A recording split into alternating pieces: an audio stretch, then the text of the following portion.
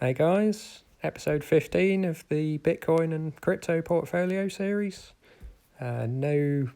Basically no move at all this week. Still at 99,000, just above, because Power Ledger at the bottom is still bugging. 25,000 coins is not worth £1.73. It's about £1,500. So that should be sort of some way up. So I thought I'd show you a bit of a different view. Well-respected sort of trader and analyst, Bob Loukas on Twitter. Big analyst in the gold market and sort of general stocks and shares markets, dollars index and that sort of thing. He's a big believer in the sort of 4-year cycle theory on Bitcoin. So he's sort of shown his latest prediction.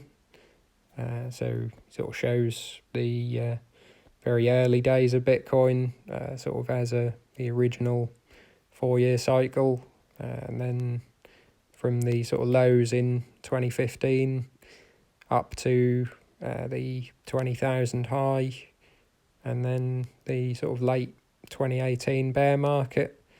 That is the sort of second 4-year cycle.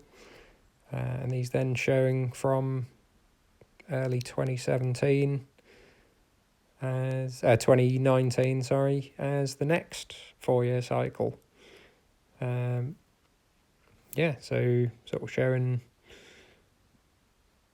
sort of breaking all-time highs around about sort of maybe end of the year, early 2021. So the red line is the 20,000, and then sort of early 2022 going up to a high of about 100,000, and then a very short downturn sort of end of 2022 to about 40 to 45,000. And then a very early sort of bull market in the 4-year cycle after that, he's showing up to sort of about 400,000. And then I believe he's suggesting that there would be a very long sort of protracted bear market. So interesting thought. I think if we get to 100,000 in a couple of years, most people will be pretty happy. But yeah, see where we go from there. Quite a well-respected view sort of in the space. Kind of looks like it's tying up similar to the stock-to-flow model, which I showed before from Plan B, just with a different theory really. But if different theories are coming up with sort of roughly the same outcome, then I think that's a good thing. So just a quick look at the portfolio. So Bitcoin's up a couple of percent, but not really anything to speak about. Ethereum sort of about the same, 1.5%.